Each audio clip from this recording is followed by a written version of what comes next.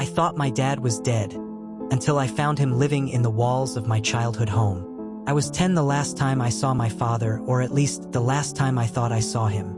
It was a rainy Tuesday. He came home from work late, smelling like cigarettes and motel soap. He kissed my forehead, whispered, "Take care of your mom," and walked out the front door with a duffel bag slung over his shoulder. My mother didn't cry. She just locked the door, double-checked the deadbolt, and said, "He's not coming back. Don't ask why." I asked anyway. She slapped me, first and only time. That told me the subject was off limits. So I stopped asking. Over time, I built a story in my head. Maybe he got into drugs, ran off with someone else, died in a ditch. My mom wouldn't say. All I knew was we moved to a new house 6 months later. One she said was ours and that he had no claim to. I was 11 when she told me he died. Car accident, she said. Eyes fixed on the stove. Quick and clean. She didn't go to the funeral. Said there wasn't one. No death certificate. No obituary. Just a recycled lie with a new ending. By then, I had learned to stop pushing. Fast forward 18 years. I'm 28, working IT for a university. Quiet life. 1-bedroom apartment. Weekly calls with my mom, which are mostly her asking why I'm still single and me dodging the question. She's older now, thin, high-strung, paranoid in a way that used to be eccentric and now just feels unstable. When I visit her, I notice she's stopped using certain rooms. The back guest bedroom is always locked. The pantry has a deadbolt on it. She says it's because of rats, but I've never seen a single droppings or heard a scratch. She's obsessed with locking up after dark. She has 5 separate locks on the back door. Window bars. A motion-activated floodlight. She says it's for safety. I nod, but something feels off. Last Thanksgiving, I stayed over instead of just doing dinner. That's when the sounds started. Scraping, thudding, soft, deliberate footsteps. Always between 2 and 4 a.m. Always from the walls. I asked if she heard them. She snapped. It's the pipes. Don't make a fuss. But it wasn't the pipes. I knew that sound. I've lived in old houses. Pipes don't pace. That night, I couldn't sleep, so I followed the noise, put my ear against the wall in the hallway, and heard breathing. Not the shallow hum of wind or the groan of settling beams. Breathing. Wet. Human. I backed away slowly and returned to my room. I didn't sleep. The next morning, she made pancakes, cheerful as ever. Asked if I wanted to go to church. I declined. Said I was tired. Said I was heading home early. She didn't protest.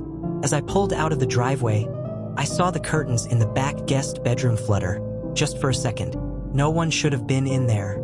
Back in my apartment, I couldn't shake it, so I started digging. Searched public records for my father. No death certificate. No accident report. No missing persons case. It was like he vanished in 2005 and the world shrugged. Then I searched old real estate records for our current house and found something that made my skin crawl. The previous owner? My dad's brother, Uncle Tim, a man I hadn't seen since I was a kid.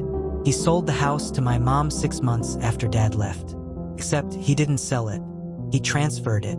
For free. I called him. He didn't answer. 2 hours later, I got a text. Don't ever call this number again. Let it go. I didn't let it go.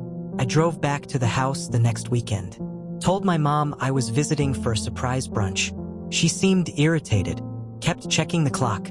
Said we had to eat quick. Said she had plans. I asked if I could use the bathroom.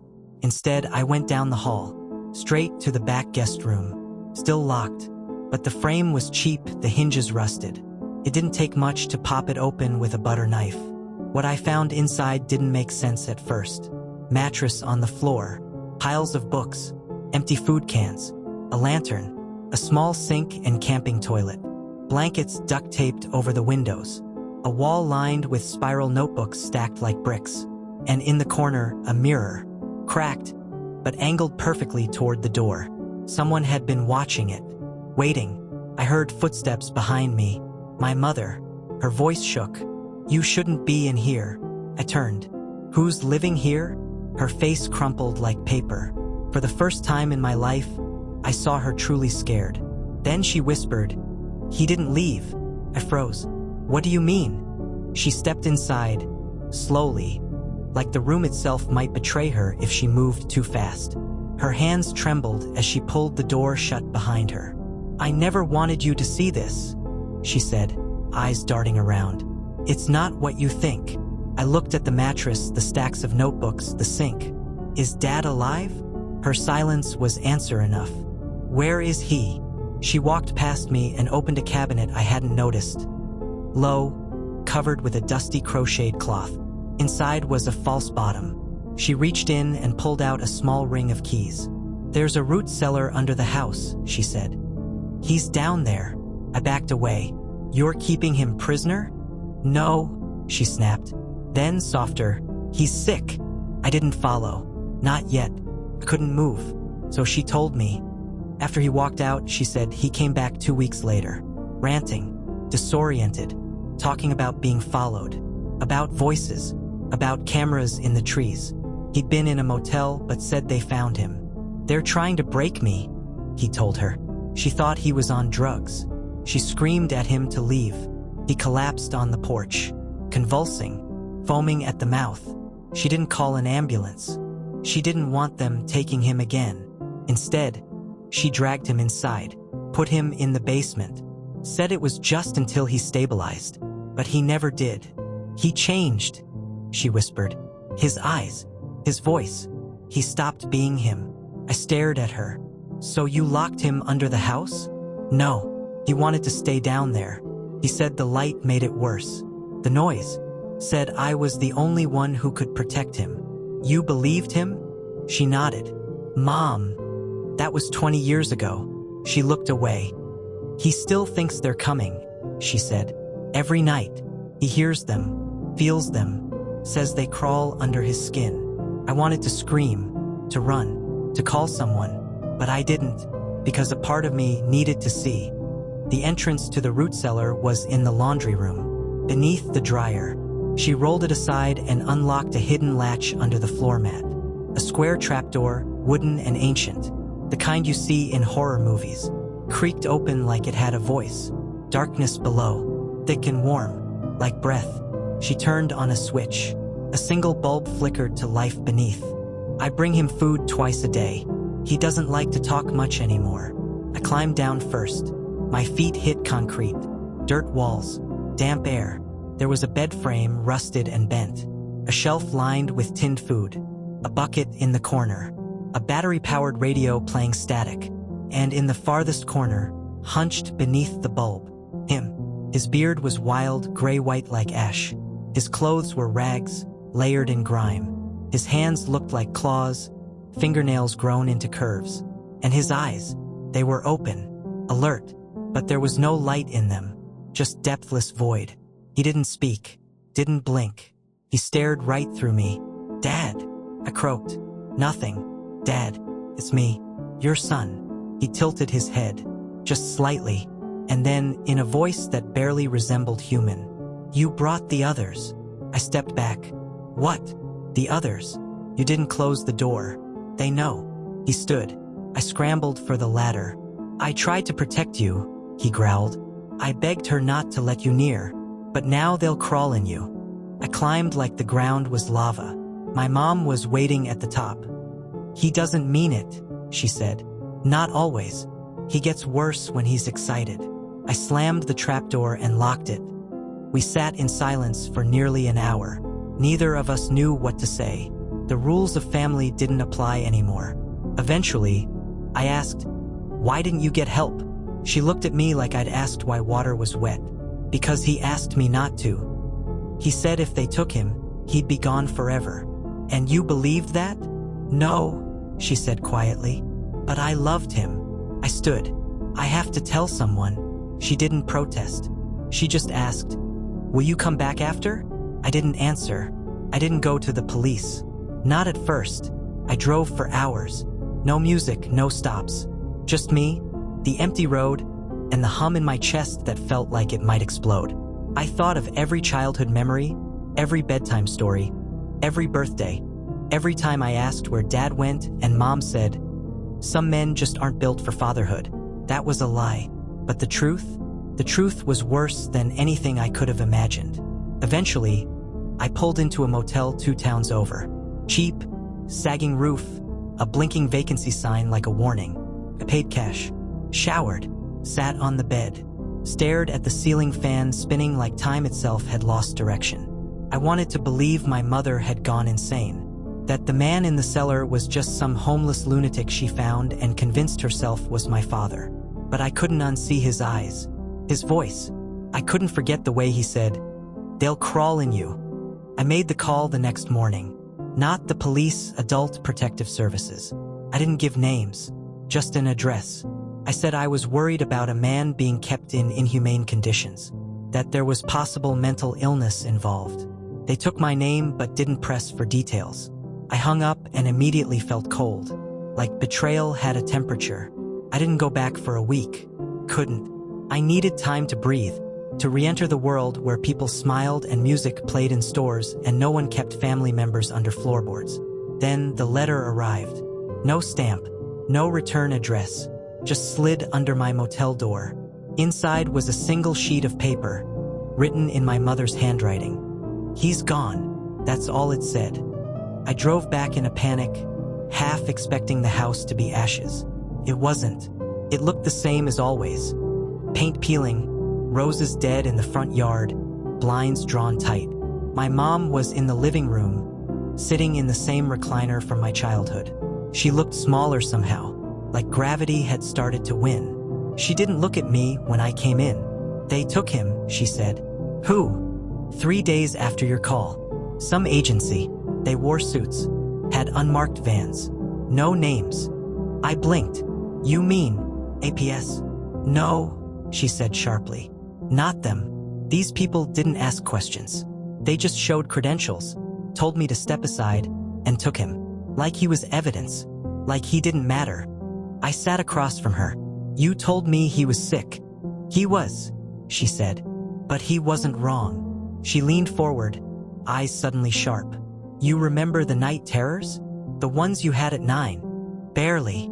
You screamed about worms in your ears. Said they were whispering secrets. You said, 'They made Daddy bleed.'" I went cold.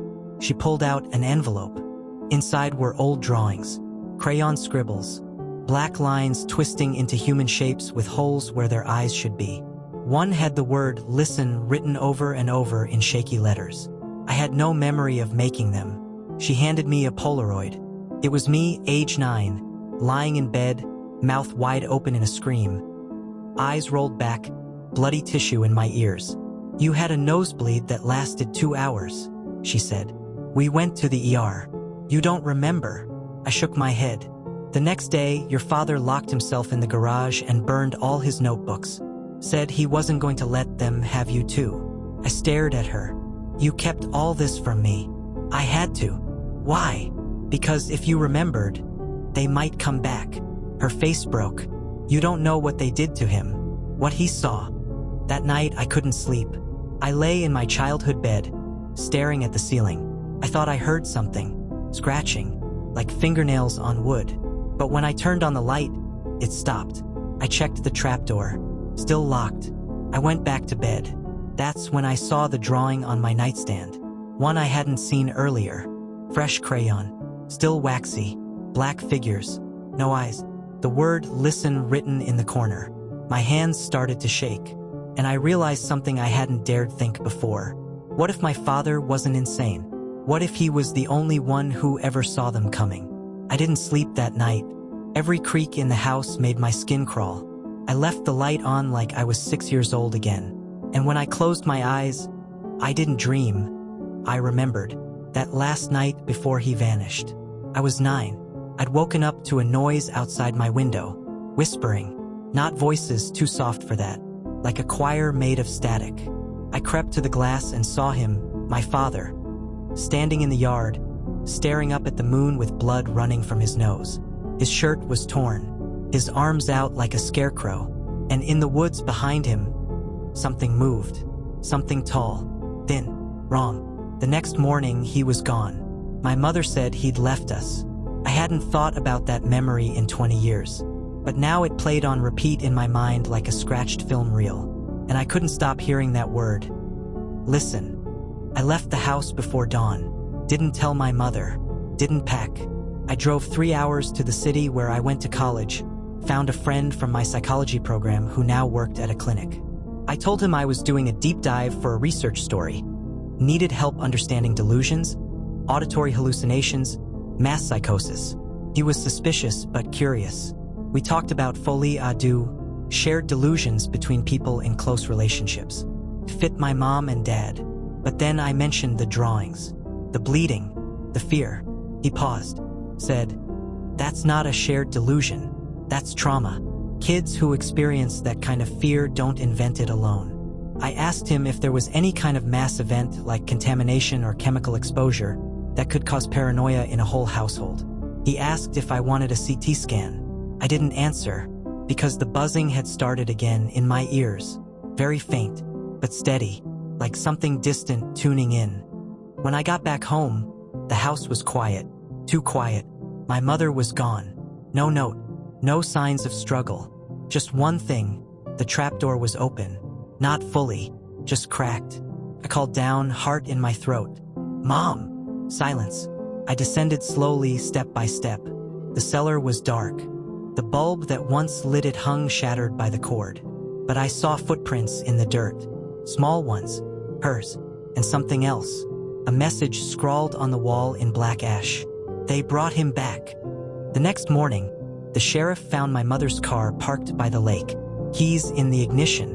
Driver's side door open. No sign of her. The lake was dredged. Nothing. No body. No footprints. Just the keys. And a piece of paper on the driver's seat with my name on it. Inside, she'd written just 3 words. "Don't answer them." I stayed in the house after that. Everyone told me to leave, but I couldn't. Something had taken root here. Something ancient and unfinished. I found more drawings. Hidden in vents. Under floorboards. All the same theme. Faceless people, wires in the sky, insects crawling out of mouths. Some were in my handwriting. Some weren't. I started waking up in different rooms, with no memory of how I got there. Once I found dirt under my nails. My palms blistered. The trapdoor open. The cellar empty. No sign of him. Or her. Just whispers. Every night they got louder. They say my name now. And sometimes I answer, just to see what happens. But I shouldn't. I know I shouldn't. Because the last time I answered, I heard another voice on the line. One that sounded exactly like mine.